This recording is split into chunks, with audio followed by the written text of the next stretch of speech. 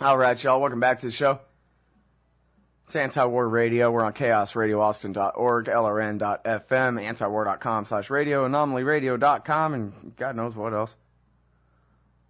Here's my recommendation to you, because I think it's important. You go check out consortiumnews.com. That's the home for the journalism of, a few favorites, but most especially Robert Parry.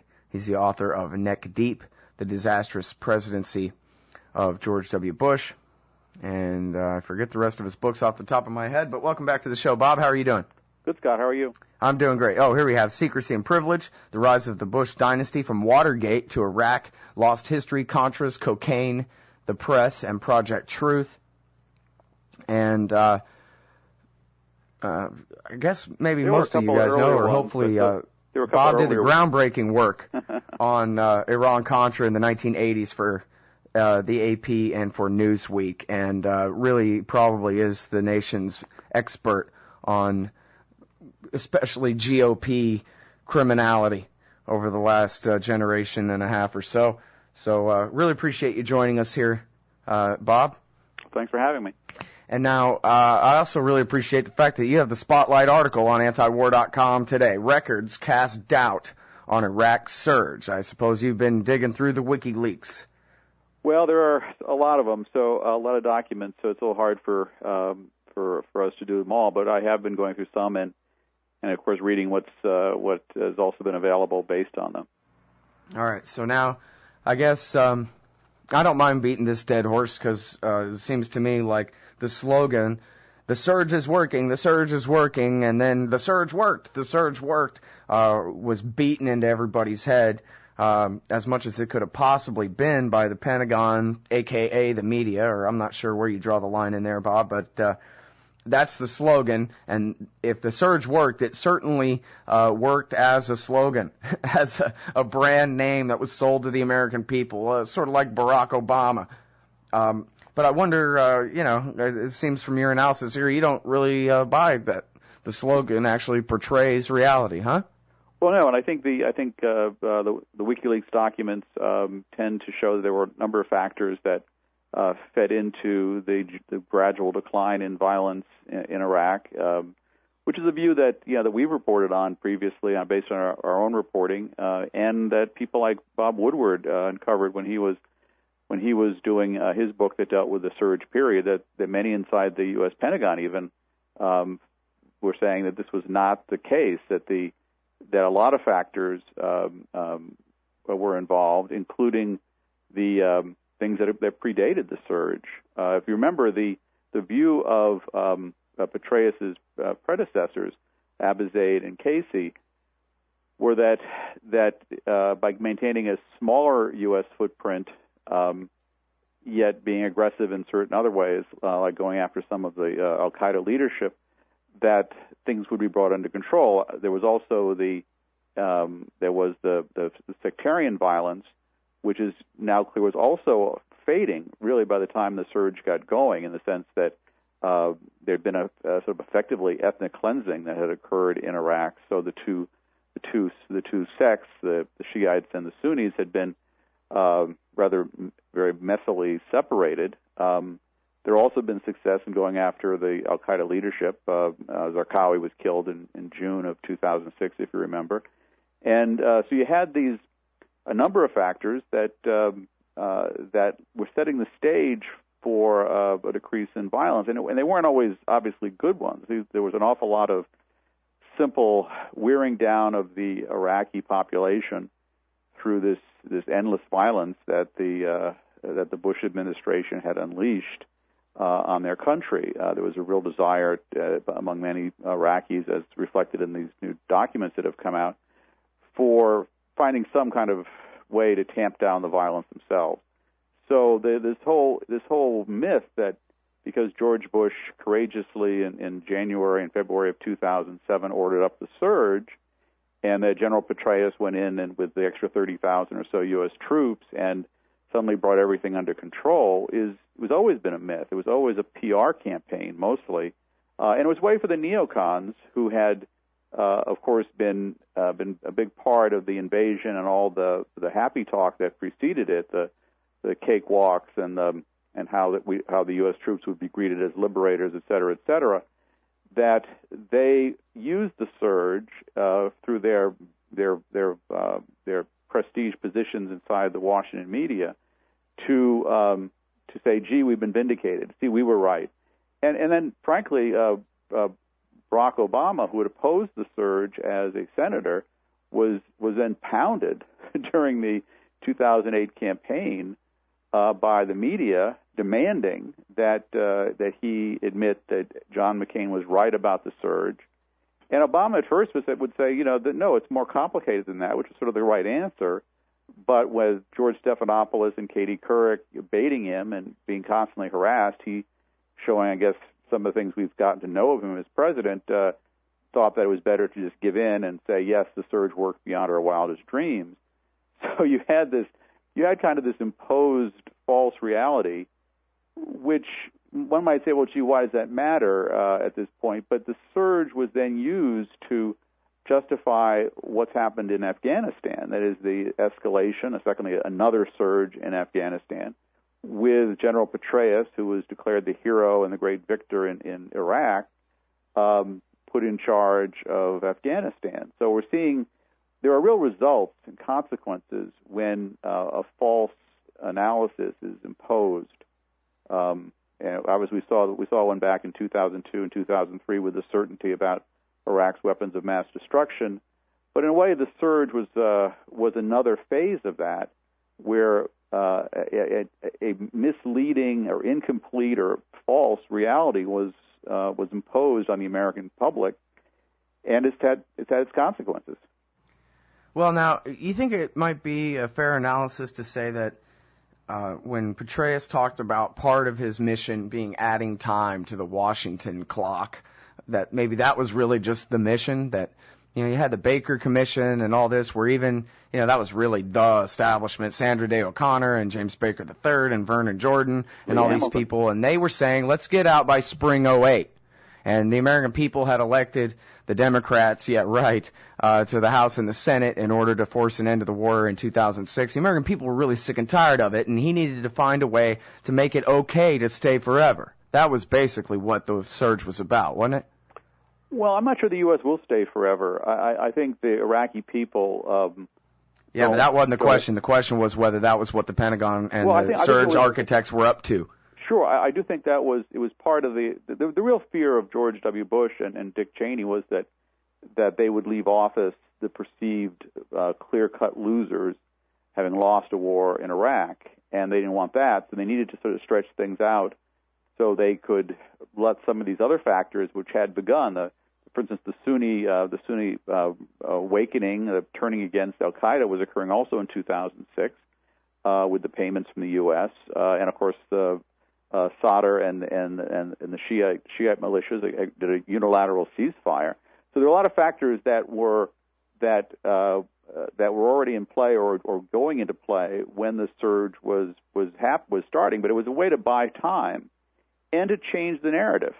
And I think that changing the narrative was very important to the neocons in particular, because they needed to reestablish themselves as the experts on national security in Washington, which they had somewhat lost with the problems that the Iraq War had brought on.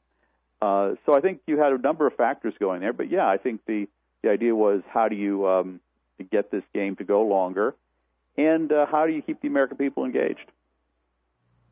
Now, there's the music playing, so we're going to have to go out to this break. But I want to ask you when we get back about the Sunni-based insurgency's attempt to make a deal. And I don't remember all the articles anymore, but I think one time, Bob, I went through and showed with different pieces of journalism from different times that the Sunnis had tried to make the same Anbar Awakening type deal the entire war, 2003, 4, 5, and 6, and finally it was accepted in 07. We'll be right back with Bob Perry after this. All right, y'all, welcome back to the show. It's Anti-War Radio. I'm Scott Horton, and I'm talking with the great Bob Perry from consortiumnews.com. We're talking about the surge, the history of the Iraq War, especially around 2007, but can you verify for me? Am I right? Do you remember? Is that right? That really what became, didn't start out this way, but quickly became the predominantly Sunni-based insurgency in Iraq, that they had tried to make a deal with the Americans that, look, just patrol us or let us patrol our own neighborhoods and stop killing us and we'll stop killing you. In the summer of 03, 04, 05, and finally in 06, the generals started to decide to accept their offer after the Civil War was lost, basically. Well, there were elements of the Sunni side of Iraq that you're right was eager to figure out some way to deal with the Americans after Saddam Hussein was ousted.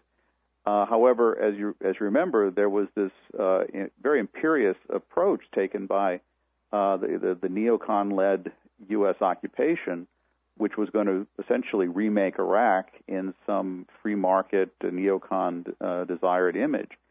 And that's what sort of created this other dynamic where it became clear that the interests of the Iraqis were going to be essentially overridden, and that did push some of the Sunnis into greater and greater resistance. And it was only after the occupation had essentially failed that there was a sufficient rebellion among the Iraqis, and then spreading from not just the Sunnis but into some elements of the Shiite population, that the U.S. commanders essentially said, we're not going to push this extreme political, ideological agenda. We're going to try to work something out. And that's where you had Generals Casey and Generals Abizaid beginning to reach out and accept some of these peace overtures from the Sunnis. And effectively, they were given money and allowed to patrol their own areas in exchange for rejecting Al Qaeda, and that's began to lead to at least some relative peace in the western part of Iraq.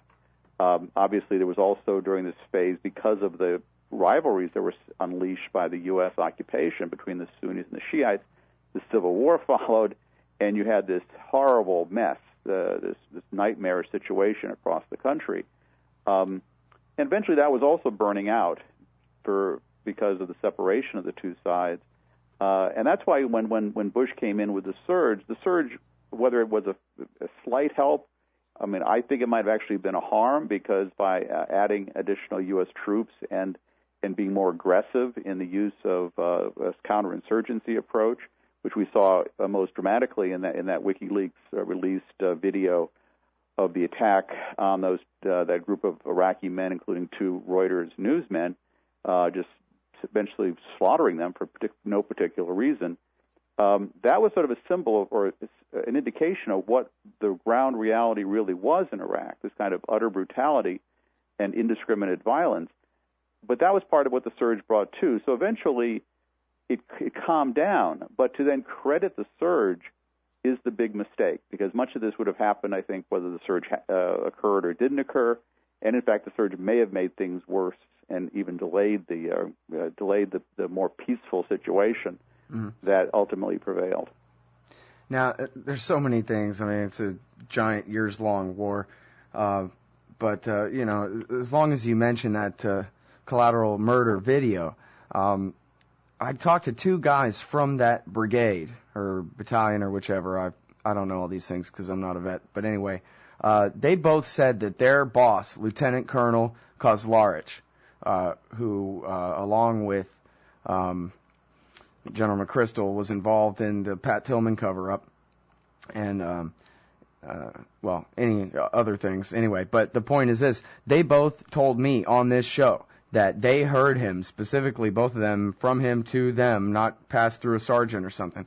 They heard him instruct their group that if there's an IED attack, you just shoot 360 degrees, kill anything that moves that can possibly be around. How a lot of them disobey the order and would just shoot up in the air, things like that. But he was ordering them to commit war crimes, 360-degree rotational fire. And then I'll add one more thing to that. It's the entire team is described, and their time in Iraq is described in the book The Good Soldiers by David Finkel. And as we were talking about with Gareth Porter on the show yesterday, at no time does anyone in this entire brigade, including Lieutenant Colonel Kozlarich, seem to understand that as they're fighting the solderists, they're in the middle of, or at least they just finished fighting a civil war basically on behalf of Muqtada al-Sadr and his allies in the Iraqi National Alliance. And here they are, as Gareth Porter put it, they just need an excuse to fight the war. The war against the Sunni insurgency was over. They had to fight somebody. So here they're fighting this guy who's an integral part of the government that we installed in power there, and is obviously the guy who, more than even Sistani, it looks like, will be inheriting the power, at least from Baghdad to Basra, when we finally go, Bob. Well, I think all those points are well taken. I think the collateral murder video does give you a sense of that. There was this attitude, which was part of the surge approach, but it preceded it as well, to basically kill the so-called MAMs, military-age males. There was almost a, if you had any excuse, you could do it. And that's clear from a number of cases that have been brought where there were times where courts martial were held against soldiers for excessive violence, but in almost every case, the soldiers simply said, we were following the rules of engagement, and they were essentially vindicated. They were let off. Sometimes they'd be nailed for something like lying to their superiors or planting a weapon on a victim. But in terms of the actual killing of the people, that was just part of the rules of engagement. They were extremely loose, and during the surge, they seemed to have gotten even looser. Where there was this kind of encouragement to just basically take out people, and I think any country that suffers under that, as much as we may think, that the people want to rebel and stand up against it, but terror does, as tyrants have learned across time in history, terror at some point works. That you can intimidate a population through violence to such a level that eventually they don't want to continue anymore, and that was kind of what happened here. That was another element of the ending of this, at least the worst phases of the war in Iraq. But I think overall that is quite a dismal and horrible situation that we tend to ignore. We tend in this effort to sort of declare victory in Iraq, this unseemly effort that we saw a cover of Newsweek some months ago, victory in Iraq finally. And the celebrations of the neocons in Washington saying they were finally vindicated and shown that they were right all along, it ignores the fact that there were substantial war crimes committed by the United States, by the Bush administration most directly, but involving large numbers of American troops, involving now to some degree the Obama administration. In the continuation of some of this, so it's not by simply declaring victory. It's one of those situations where you have to think that this was an immoral and rather disastrous experience, and should be seen like that for all involved, and not with this group jumping around saying that they had won. That they've been proven to be right all along, and that the surge worked. Yeah, well, and even I guess when Woodward's book came out about all this, it came out that really it was General Keane and these others who had come up with the surge strategy, and I guess they just brought Fatneck Fred Kagan and the AEI crew along for the ride in order that the neocons could get some credit, even though really they just came in to put their name on it at the end. Isn't that right? Give me a yes or no there, because we're almost out of time. Well, I don't know. I'm not sure all the details, but that's true. Those two people certainly were involved. Keane had the idea, and Kagan helped sell it. Mm-hmm. All right, now, there's a couple more things here real quick. There are reports that, look, oh, my God, weapons of mass destruction were found after all. But isn't it the case that all those were simply weapons that had been declared by Iraq and turned over to the international inspectors, UNSCOM and UNMOVIC and the IAEA, et cetera, and were under seal, and were just sitting there inert doing nothing in Iraq, left in Iraq by the UN, and they didn't get in the hands of anybody to do any fighting with until the U.S. invaded and destroyed the security system in that country, right? There were no caches of WMD discovered. There were some residual weapons that, mustard gas and so forth, that were found in a few places, but these were not part of any weaponry that the Iraqi military was going to use. Yeah, I saw in Wired on the Danger blog, they had these quotes from these people. They didn't seem to highlight the significance of the soldiers saying, yeah, we came to the store place and the seals had been broken. I mean, the UN seals. Just like that story about some yellow cake was removed a few years back. But it was under UN seal the whole time. And I guess we don't have time to address the Afghan surge metaphor, but suffice it to say we're not fighting for the majority in Afghanistan, and they won't be able to say the surge worked there, Bob. Thanks, Scott. See you, man. Everybody, that's Bob Parry, consortiumnews.com. Here's more anti-war radio after this.